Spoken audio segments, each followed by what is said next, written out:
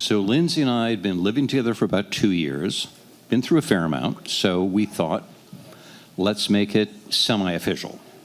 So we decided to have a hand fasting.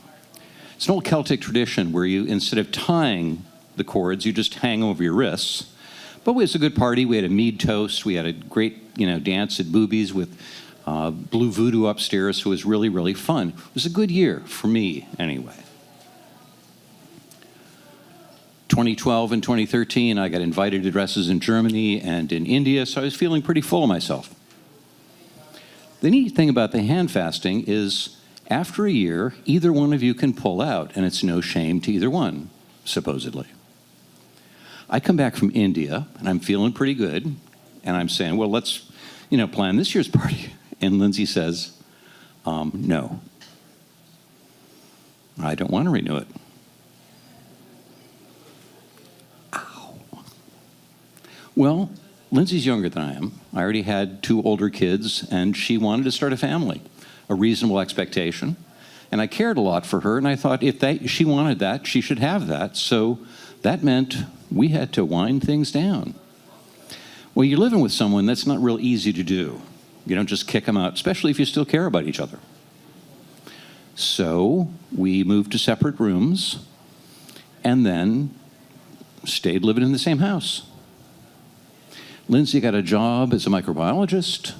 She found a great apartment. She was buying furniture.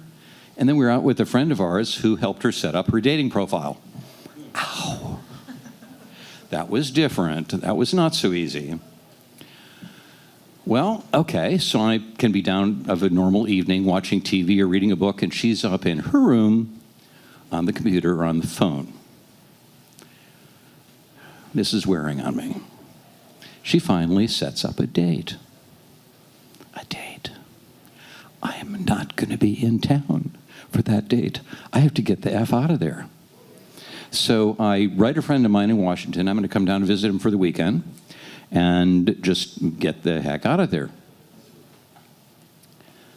But between the time I write him an email explaining all what's going on and when I leave, I go on this long Wednesday afternoon, late May bike ride. And I'm coming over a hill on 772, heading toward the River Road in Marietta, and I see this big open green field with the big oak tree and a ladder coming up to the side. And I just have this vision of Lindsay and I and our kids under that tree. And I'm going, oh shit, I could be making the worst decision of my life. So I call Lindsay immediately and I say, look, I'll pick you up at work. I want to show you this. I wanted to show her the tree. I wanted to tell her all about this.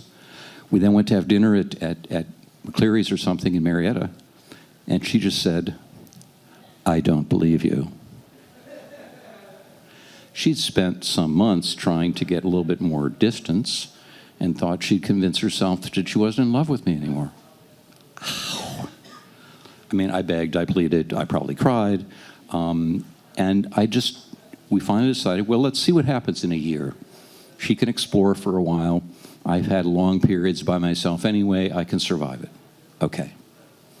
We're still living together another 6 weeks, and she's now moving out.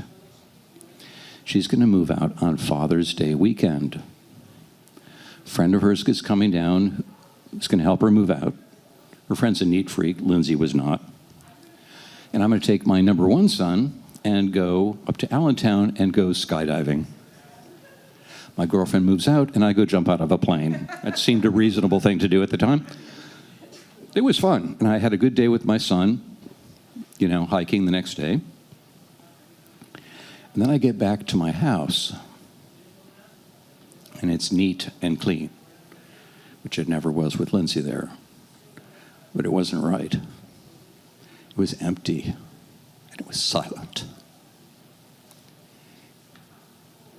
And what yawned before me was this loneliness, this empty abyss that might be the rest of my life. Well, we'd agreed about a year, so I spent the next week refinancing my house. I got some new art. I put up a big, bigger than life-size picture above my dining room table of Lindsay's arms. And the next Friday, I was power washing my deck. I got up, didn't take a shower, who cared? Power washed my deck, and I thought I'd take a bike ride. I took another bike ride. I missed the bike ride. This time I went twice as long. I came back sweating like a pig. I got my bike over my shoulder, about to walk into the house, and who should pull up in the driveway but Lindsay?